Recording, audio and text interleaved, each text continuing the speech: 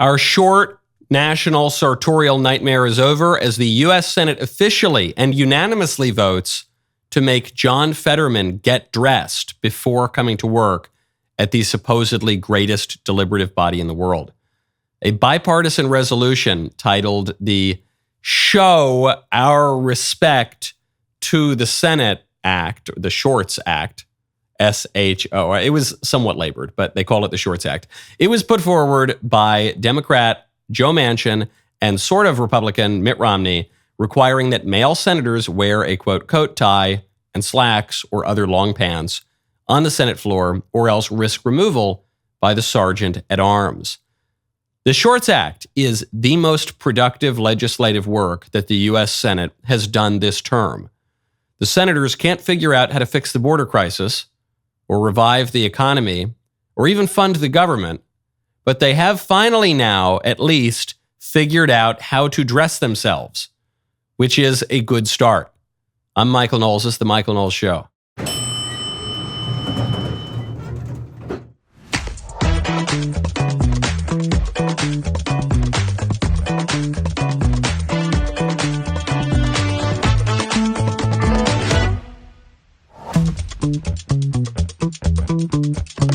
Welcome back to the show.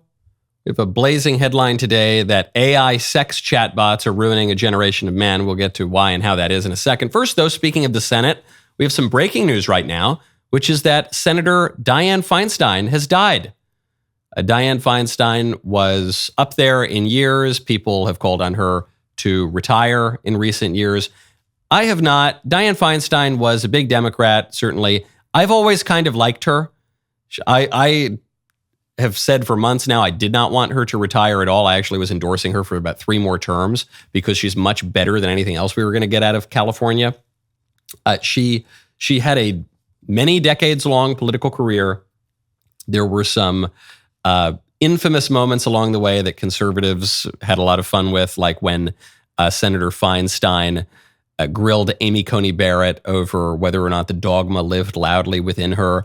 And so there were these moments, as there are for every politician, where people would always just focus on them. But broadly speaking, they come a lot worse than Dianne Feinstein. As far as Democrat senators go, Dianne Feinstein was really one of my favorites.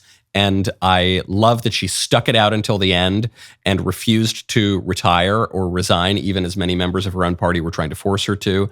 And so certainly pray for the repose of her soul and pray for whoever comes next in California, who almost certainly will be much, much worse than Dianne Feinstein. The politically significant aspect of her death is this. Look, Dianne, she lived a good long life. It's not as though she was cut down in her prime in her 20s. She lived a good long life, a very respectable career as a U.S. senator. But what it means for us is that we have a gerontocracy. I'm not even saying that's a terrible thing, but our country is run by very aged people who are older even than usual in the Senate. The word Senate comes from senex, which means old man. But even still, by historical standards, we have an aged group of people running the country. And that means that at any moment, they could die. Not wishing ill on any of these people, but Mitch McConnell is up there in years. Schumer's up there in years. Joe Biden, obviously, up there in years. Even Donald Trump, he seems a lot more vigorous than the rest of them, but he's no spring chicken. And so the advantage of having older people running the show is that they do have more wisdom, we hope. They've certainly had more experience. I'm not one of these people who's totally opposed to old guys running things, but it does open you up to the potential of real chaos if someone happens to die. It is entirely possible that the incumbent president, as he seeks re-election, might not make it for health reasons. And in that case, what will happen? This is something I've said as the flip side of our gerontocracy for a long time, which is the longer this goes on, the longer that the boomers and the silent generation hold on to power, the more radical the transformation will be when the younger generation takes over, because the younger generation, as always, views things a little bit differently than the older generation do. And we have had a period of relative stability in the way that we view our own political order and in our rhetoric, because it's been the same people running the show for 50 years. But that is an illusion. That is going to go away the moment that these people go away. So the Senate will continue on. At least now they've figured out how to dress themselves. And John Fetterman will have to put on a suit for work. Speaking of men at work, I didn't get to it yesterday, but I do want to touch on this.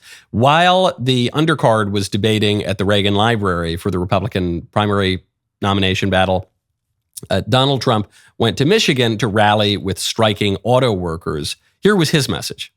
Crooked Joe and his payday with the Biden family, they raked in millions and millions of dollars. You see what's going on. The news doesn't really report it. Very little news reports it. But it was the men and women who got every single day. They got up and came back home with grease on their hands, and they were the ones that paid the price. They paid a big, big price. The only time Joe Biden has ever gotten his hands dirty is when he's taking cash from foreign countries, which is quite often, actually. It's quite often. It's a good line. It's the only time Joe's ever gotten his hands dirty. Okay. What do we take away from this speech? The speech went well. It was good, as far as rallies go, it was good. I don't think it made a ton of news. I don't know that it distracted too much attention from the GOP undercard debate, but I don't know that many people watched the GOP undercard debate, and I don't think that debate really moved the needle for anyone. People performed basically as expected. Some people underperformed. I felt Nikki hurt herself. I felt Tim Scott kind of hurt himself. DeSantis did well as expected. Vivek did basically as well as expected. So I don't think it really moved the needle.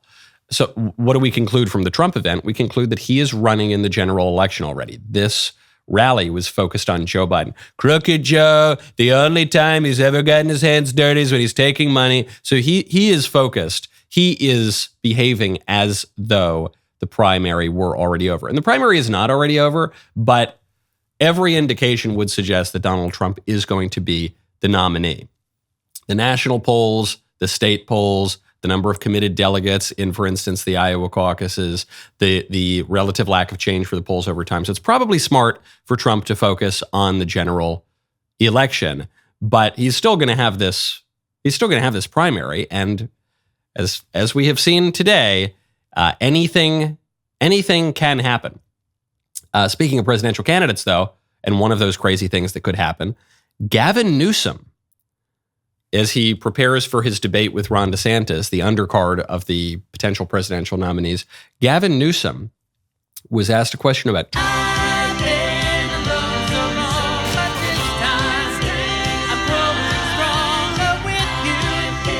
look, he doesn't back away from the question. He doesn't seem to be on his heels. Oh, well, no, look, what I really mean, actually, look, come on, guys. It's 1% of the population. This is ridiculous. These kids want to live. They want to live. And climate change is going to kill us all. Oh, come on. You kidding me? Hugh, do you ever listen to Huey Lewis in the news? Try getting a reservation at Dorsia now, President Trump. People underestimate Newsom at their own peril. This guy, I'm not saying he's going to be the Democrat nominee because I think Joe Biden is going to hold on as long as he can. But sometimes desiring to hold on is not good enough. I mean, Joe is not in charge of his faculties, and as we see, anything can happen. If Governor Newsom, and I fled him, I fled Mussolini's failed hell state of California, okay?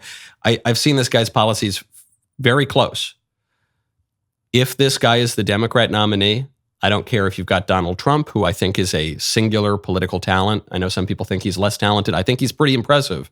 But if it's Donald Trump going up against Newsom, if it's Ron DeSantis going up against Newsom, Ron DeSantis has a billion times better record as governor of Florida than Newsom has as governor of California. I don't care if it's any of those guys. I don't care if it's Vivek. I don't care who the Republican nominee is. That guy will be tough to beat. That guy will be a lot tougher to beat than people are suggesting. He's just pure riz, okay? The guy has got riz, and we got to talk about that. When you want to talk to your friends, you got to talk about Pure Talk.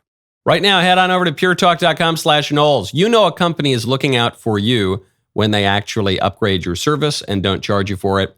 This is great news for new and current Pure Talk customers. Pure Talk just added data to every plan and includes a mobile hotspot with no price increase whatsoever. If you have considered Pure Talk before but have not made the switch, Take a look again. For just $20 a month, you will get unlimited talk, text, and now 50% more 5G data, plus their new mobile hotspot. This is why I love Pure Talk. They're veteran-owned. They only hire the best customer service team located right here in the USA. Most families are saving almost $1,000 a year while enjoying the most dependable 5G network in America. Remember, when you vote, you can vote with your ballot and you can vote with your money. So stop supporting woke wireless companies that don't support you. When you go to puretalk.com/Knowles, you will save an additional 50% off your first month because they value you. That is puretalk.com/Knowles. Pure Talk Wireless for Americans, by Americans. Governor Newsom, man, for all his many sins, he is teeming with Riz. And speaking of Riz from Democrat politicians, do you guys know, maybe some of you are not familiar with Gen Z lingo. I'm a hip hop and cool cat, so I know how the kids talk these days. It's short for charisma, okay? That's what we say when we're hanging out at, the sock hop, smoking cigs behind the gym. Antony Blinken, the Secretary of State for Joe Biden, just showed off some of his Riz when he played a set of Hoochie Coochie Man on a left-handed Fender Stratocaster at the Global Music Diplomacy Initiative. Gypsy woman told my mother before I was born, gonna be a man-child coming, gonna be a son of a gun, gonna make pretty women's jump and shout, and the world will know what it's all about. You know I'm here. Everybody knows I'm here.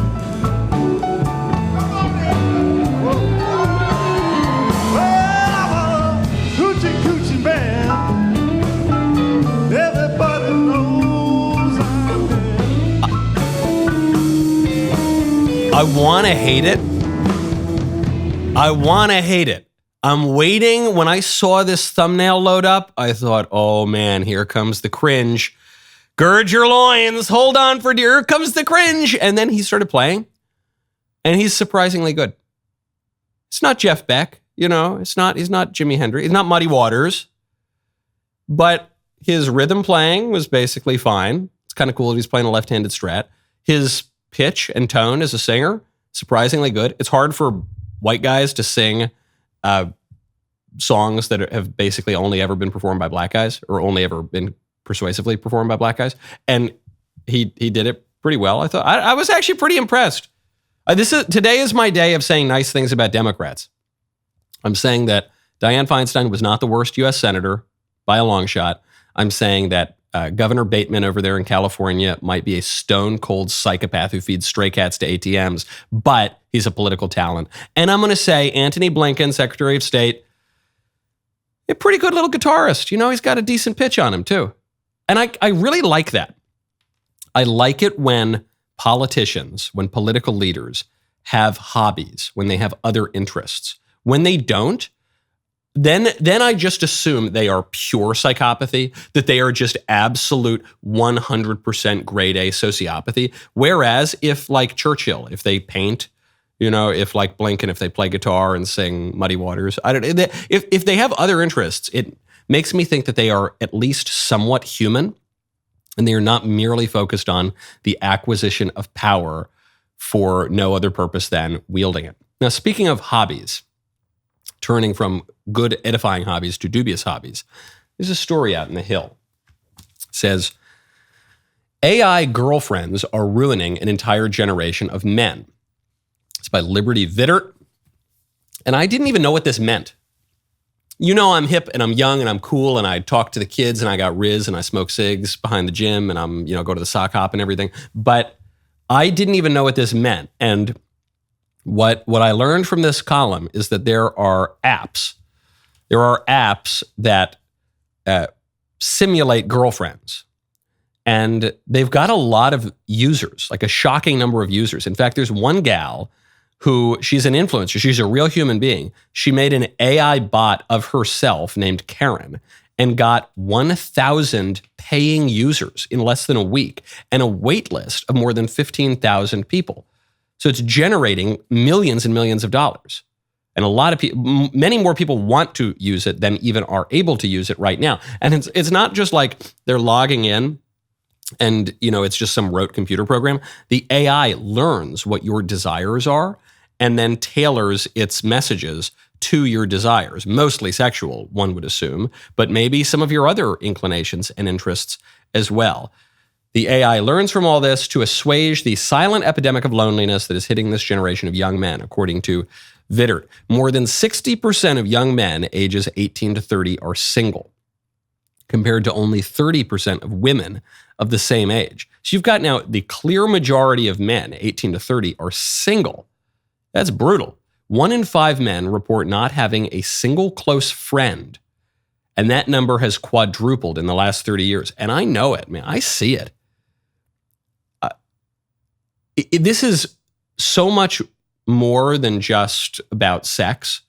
This is about people not having friends, people not being able to go out and have a drink with somebody or a cigar with somebody, or I guess that's mostly what I do with my friends, but go out and, play a game of pool or just chat, or it's increasingly rare to have friends these days. And people who don't have friends, loneliness is such a painful experience. They think that they're the only ones. Obviously, if you're lonely, you feel isolated. But this is a widespread social problem.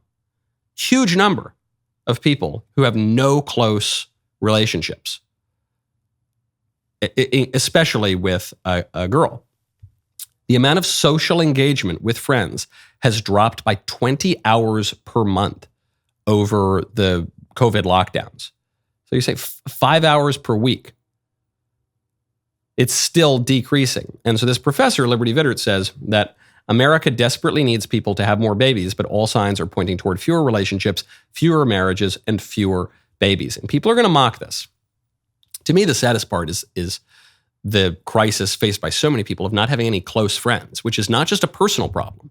Maybe it's that, you've got to work on your personality and your virtue and all those things a little bit. But you can't say it's just a personal problem if it's widespread throughout the whole society. Then it's a political problem, and we need some cultural and political campaign to fix it, because the issue was caused by cultural and political factors as well. That's why it affects so many people.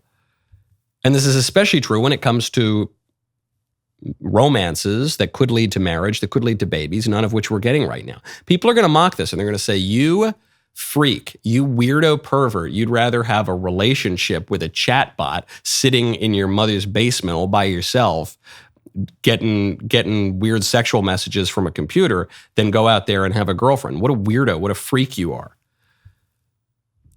But I see why this is tempting.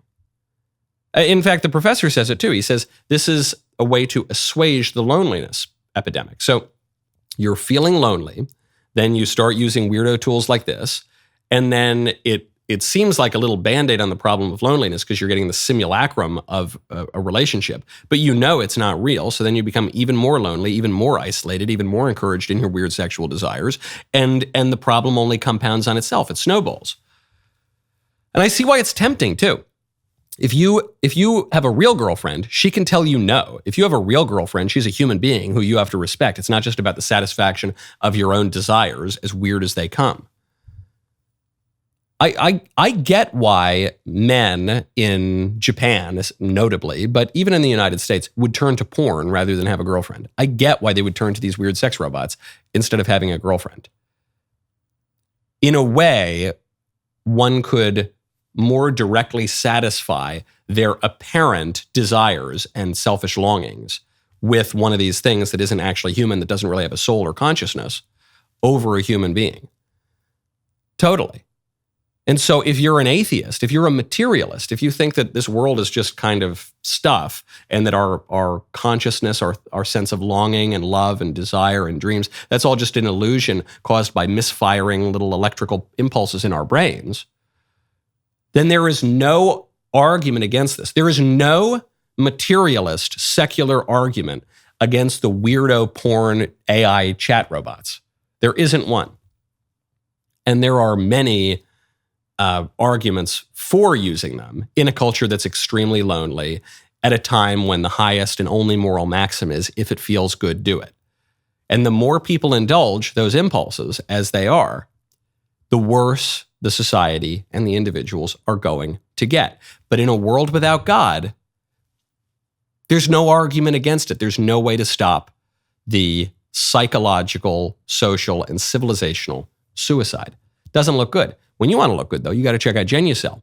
Right now, go to Genucell.com/Knowles. As you might know, we are all fans of our friends at Genucell. Don't just take my word for it. Ella from Rockford says, I have both age and acne spots, and this stuff is actually fading both of them. This serum is worth every penny. Ella is raving about the famous dark spot corrector from Genucell, a must-have after months of record heat and humidity. Sunspots, brown spots, discoloration, even red inflamed patches all disappear in front of your very eyes. And here's the Genucell amazing guarantee. You will see results on day one or your money back. So take advantage of Genucell's most popular package, which now includes the dark spot corrector, plus the classic Genucell bags and puffiness treatment and immediate effects, all for about 70% off. So you can try the best skincare in the world for yourself, absolutely risk-free. It is very simple. You go to Genucell.com/Knowles, Knowles, start looking years, even decades younger tomorrow. Say goodbye to dark and liver spots, bags and puffiness under the eyes, and crow's feet at Genucell.com/Knowles. That is Genucell.com/Knowles. I've told you time and time again, and I hate to say it. It pains me. But I have to say it because I have to be honest with you. I told you so. Yes or no, the game has sold out over at DailyWire.com/shop. Again, it will come back into stock, but you need to secure your game today if you have not already. If you want to play it at Halloween, if you want to play it at Thanksgiving, if you want to play it at Christmas, order it now so that it doesn't run out of stock and then you miss out. Also, if you've already got the classic game, be sure to get the all-new Conspiracy Theory expansion pack just in time for spooky season. And speaking of my collection and the rapidly approaching change of season, if you're even mildly familiar with this show, you're aware of my affinity for a certain seasonal treat. You know, a little autumnal beverage known as the pumpkin spice latte. So what better way to bring the fall atmosphere into your home than with the all-new MichaelKnowles pumpkin spice candle?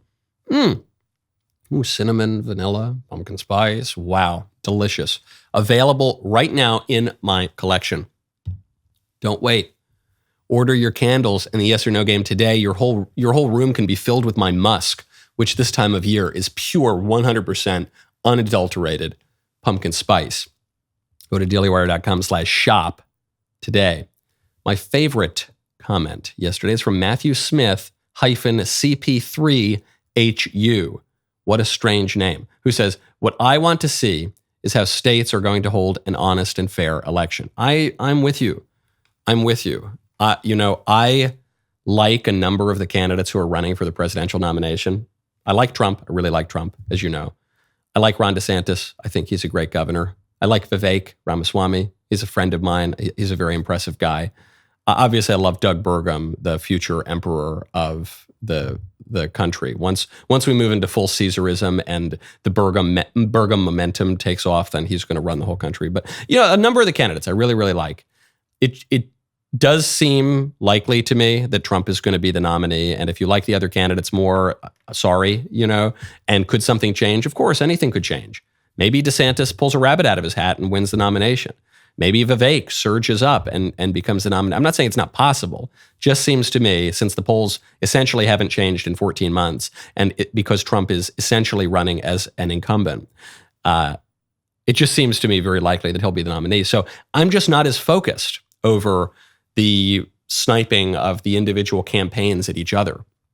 And every time there's a bad clip of Trump or a bad clip of DeSantis or a bad clip of Vivek or some oppo comes up somewhere, I'm not even that interested in reporting on the news of it because I just don't think it's really consequential. I don't think any of it really moves the needle. What I am focused on is, no matter who the nominee is, can that person beat a Democrat? And part of that is going to be personality and popularity. And part of that is going to be, are the Democrats going to rig the election?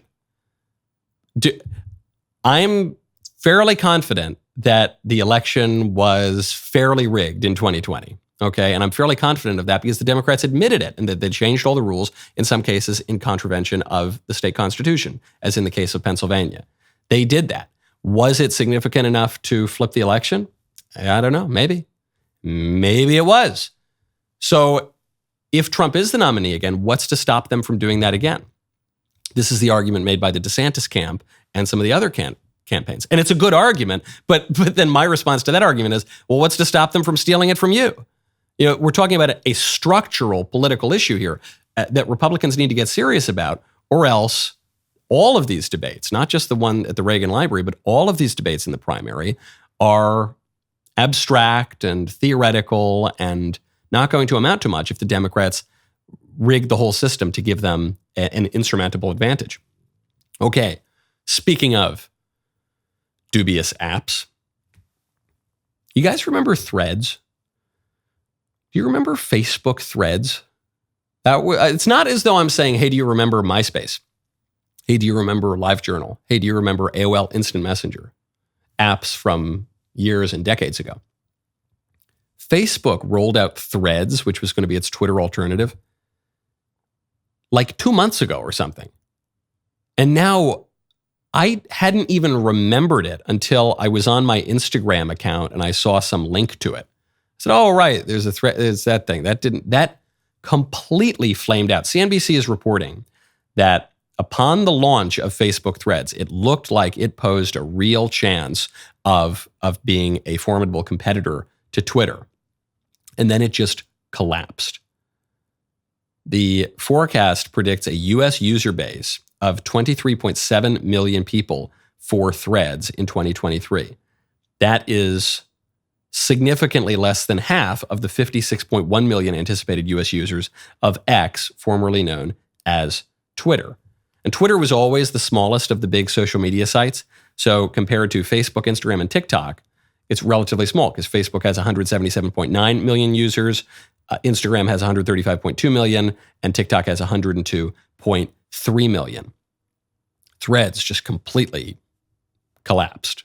Less than half of Twitter, not even registering in the conversation. My takeaway from this is it was, in fact, smart of Elon to buy Twitter. At the time, he bought it for $44 billion. People said this is a big waste of money. Look, maybe the company will still go bankrupt. It has financial problems. But if the point was for Elon to have control over one of the big platforms in our public square, to actually get messages out there, it was smart to buy Twitter. All the libs said, if Elon buys Twitter, we're going to get off Twitter. We're going to stop using it. It's going to collapse. We're all going to go someplace else. And they don't. They don't. And they never do. They never go to Truth Social. They never go to Parler. They never go to Gab. They never go to Threads. It's no knock on any of those platforms. But these platforms have a lot more staying power and inertia than they have previously been given credit for. A lot of people said, well, look, you remember MySpace, and then MySpace went away, so some new company will do. That's not how it works anymore. In those early days of the internet and the new media, things were a little more tempestuous than they were. They've really settled down, though. And the institutions, especially Google, especially Facebook, and to a much lesser degree, Twitter, they control the public square. This is why it was so dangerous when the big tech platforms censored the Hunter Biden laptop story, including from private messages. Because in a republic, such as we are supposed to be, if you control speech, you control the whole political order, because the way we govern ourselves is supposedly by persuading one another and deliberating. The Senate is called the greatest deliberative body in the world. We speak to one another, we make speeches, we make arguments, and then we persuade enough people to get some things done. If you control speech in the public square, you control effectively the whole political order. And that's what these unaccountable billionaires in Silicon Valley had been doing, all for the left. Twitter comes in, Elon comes into Twitter and just shifts it and makes it more amenable to conservatives. And it worked, and it had staying power.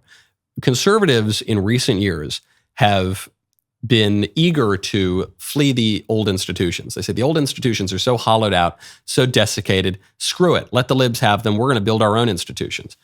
It's good to start building our own institutions. Obviously, that's what we're trying to do here at the Daily Wire, but that is not enough. We should not cede the institutions to the left. That's how we lost the universities. And the libs went in and hollowed out those universities and made them zombies of what they once were. But they still have some prestige. They still have some influence. If we want to get back to any state of normal in the United States, we've got to fight over those. We've got to have hostile takeovers, retakeovers of those institutions. We need we need Elon Musk and people like Elon Musk, I guess there aren't very many because he's the richest man in the world, to go in and put their money where our mouths are and take those institutions and kick out the bad guys and turn them a little bit more in the right direction and start wielding them for our interests, which happen to be more in line with justice and virtue and a flourishing society. Don't give them up. Don't concede them. Don't say, well, you're going to have them. It's all lost. Tactical retreats can be fine. Sometimes you got to tactically retreat from Harvard to Hillsdale to get your troops back up, but that's only to mount another attack on Harvard and go in and take it. Sometimes you need to tactically retreat from California to Texas or California to Tennessee, but not to say we don't care what happens in California anymore, only so that you can get your forces strong enough again to go back there and fight those battles in California and throughout the United States so that we have a flourishing society. Sometimes the best defense is a good offense. Speaking of building institutions, there's a report out from 60 Minutes. The U.S. has dumped $25 billion into non-military foreign aid for Ukraine. So while we're now hearing that our military servicemen in the United States will work and not be paid in the event of a government shutdown, shop owners in Ukraine are still going to keep getting checks from me and you. Checks, not for arms, not for guns, not for tanks, just to keep the lights on, keep baking bread, keep selling products, keep the hotels open. Non-military aid. In addition to the $43 billion in military aid, we've dumped nearly $25 billion into non-military aid. And the right is aghast over this and shocked and horrified. I'm not shocked at all. This is what empires do. We are an empire. The war in Ukraine is an imperial war between the United States and Russia, two large powers, formerly both great powers. Now, Russia's considerably degraded, but still two relatively great powers fighting over territory that the East and the West have fought over for a long time.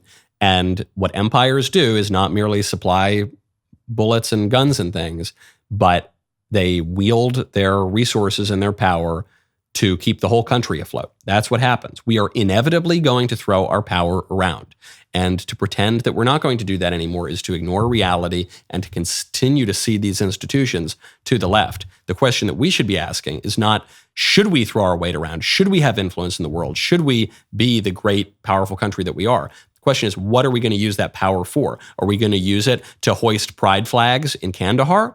Or are we going to use it to spread truth, justice, and the American way, to expand the founding example of the United States, to be a shining city on a hill, to be a model of Christian charity? We are going to impose or at least impel the adoption of our values around the world. We can put our heads in the sand and pretend that's not the case and let the left just have fun doing it, or we can get into the nitty-gritty and say, what values are we going to share? Is it going to be the American flag? Is it going to be the cross of Christ and Christendom? Or is it going to be the rainbow flag? What's it going to be? It's going to be something.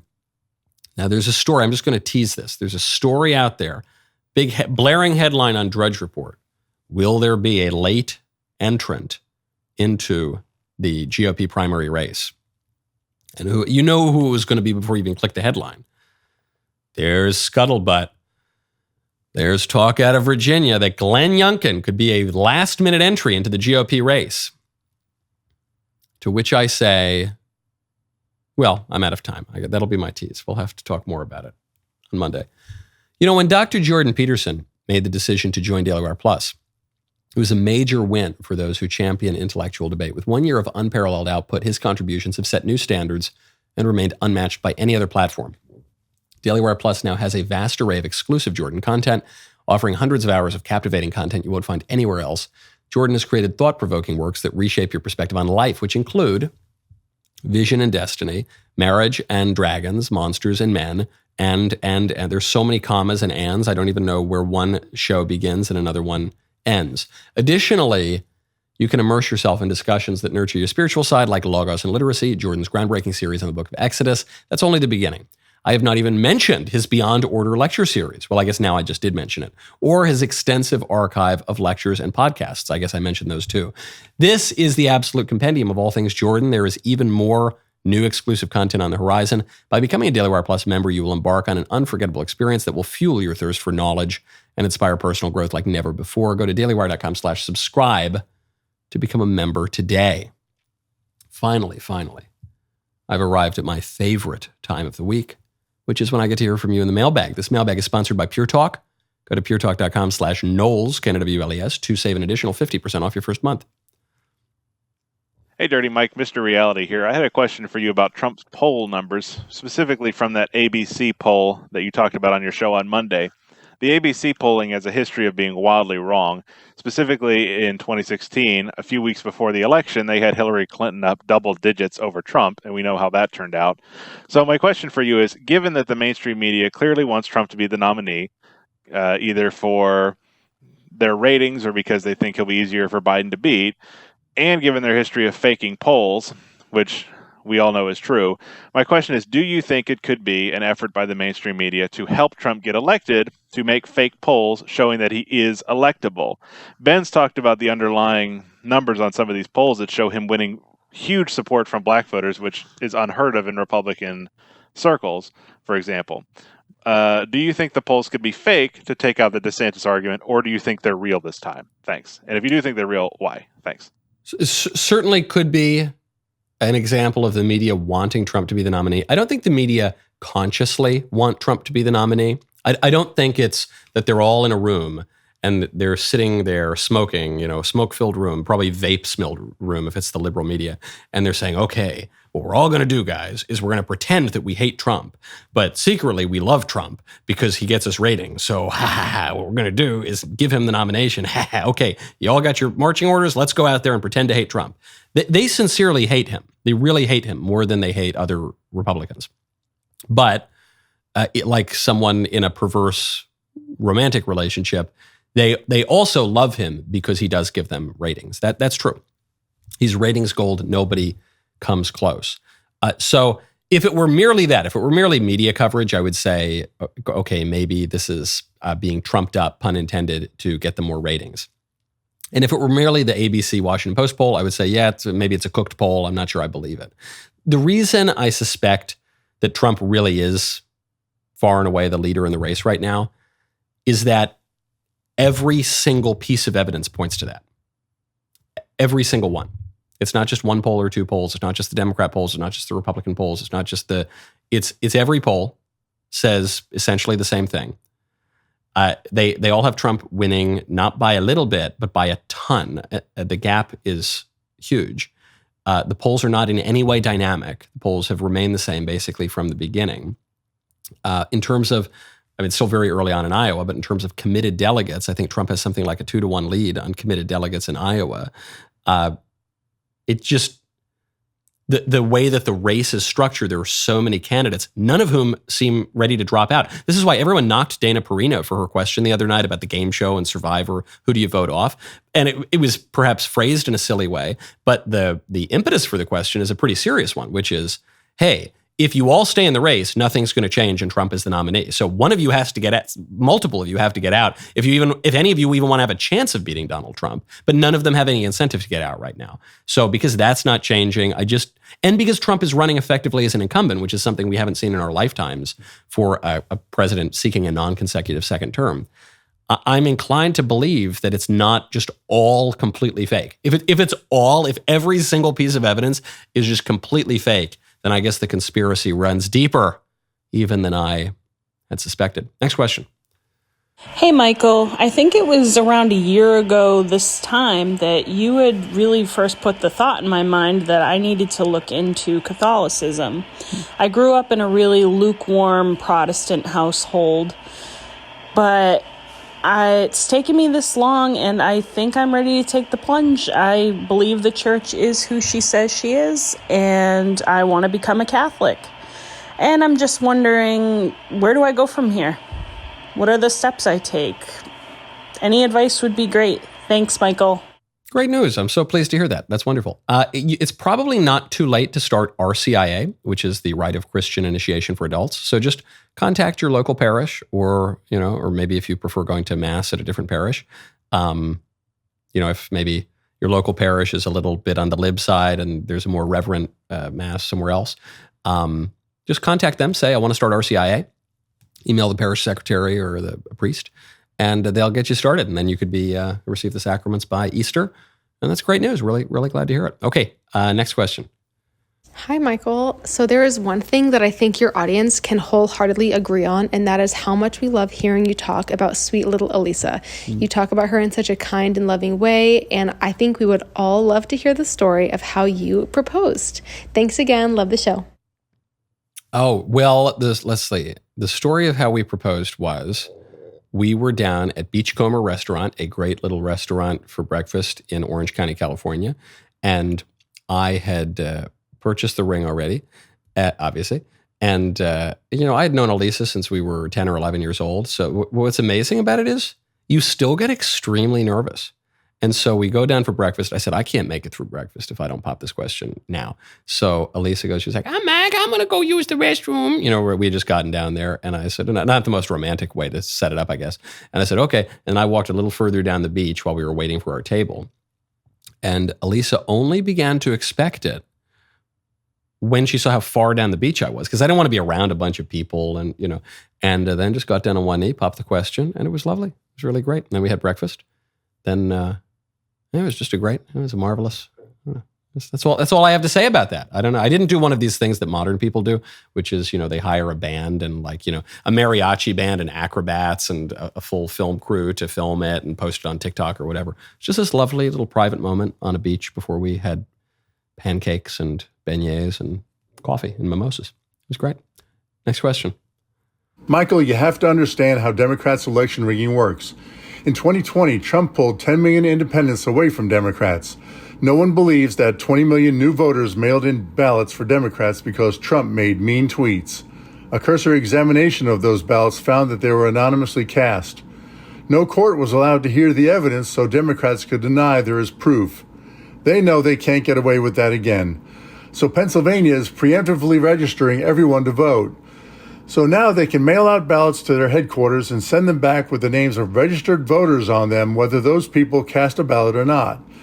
They'll also allow illegal aliens to vote using the names of citizens who never vote. Who's going to check their IDs? Democrats know they are a minority now and must conduct extreme ballot box stuffing to win. They will make shams of all our future elections. The fix is already in to make 2024 a repeat of 2020. This is why Republicans must repair the election system to a traditional state. One election day, in person with citizenship ID only, no mail or provisional ballots, and only paper ballots, not computerized ballots. This would just be the beginning of repairing our system that Democrats have broken. I agree. Is there any question? I broadly agree. I mean, I guess the one place I disagree is I think sometimes the Democrats are a little subtler and more sophisticated about how they stuff the ballot box. I think that the way that they harvest ballots, the way that they target places like nursing homes, the way that they, stuff ballots in lockers, and the way that they position the drop boxes is a little bit more clever than the blunt thing that you've described. But the end result is substantially the same. And that's certainly the purpose of it. I mean, just as the purpose of Democrats flooding the country with illegal aliens is to give them new voters down the line, the purpose of the widespread mail-ins is for them to steal elections. That's the only reason. 10 years ago, Barack Obama was admitting that widespread mail-in ballots are open to fraud, but then they realized it would benefit them during COVID, so now they're the big supporters of it. That's all true. I agree. I mentioned that earlier in the show, actually, that we're not focused nearly enough on whoever the nominee is, Trump, DeSantis, Vivek, I don't know, Doug Burgum, how the Democrats aren't just going to steal it again in precisely the same way. From Alex, hey, Michael, I've noticed as of late the term the original sin being used by leftists to say American slavery. Obviously, original sin is Adam and Eve partaking of the forbidden fruit. Why are they trying to rebrand the original sin? My initial thought is to introduce the idea of baptism into the worldly church versus the church of God. Would love to hear your thoughts. Yeah, that's why I always hate that stupid phrase when they say, America's original sin is slavery. It's not. America's original sin is original sin. That would be the original sin of every nation on earth and of all men tracing back to Adam. That's true. But yeah, the reason they do that is because they center their political vision around man rather than around God. So the original sin in the Garden of Eden is a transgression of man against God, whereas the original sin of slavery is a transgression, they view it, I think, as a transgression of man against man himself. So it just becomes totally anthropocentric. And it's very shallow and silly, obviously, but it's just a way for them to channel their natural religious longings toward an end that they can acknowledge exists, which is human beings on this earth. And they don't allow their natural religious longings to point them up in their intellect and their desire toward God, who is the source and summit of those desires. From Julie, do you believe in staying married forever if you're not valued? Even if, after 38 years of marriage and 3 highly successful kids, all grown and on their own, and a very full life, you know that there are deep problems that will most likely never change? Or with 20 plus years left on earth, would you be better to look for happiness and compatibility elsewhere? I am opposed to divorce in all cases. So, yes, what you're describing here, let me find your exact wording. What you're describing here is there are deep problems and you aren't valued. And I don't want to minimize that because that can be extremely painful. Of course, it's especially painful when it's someone who's supposed to love you the most, who behaves that way with you.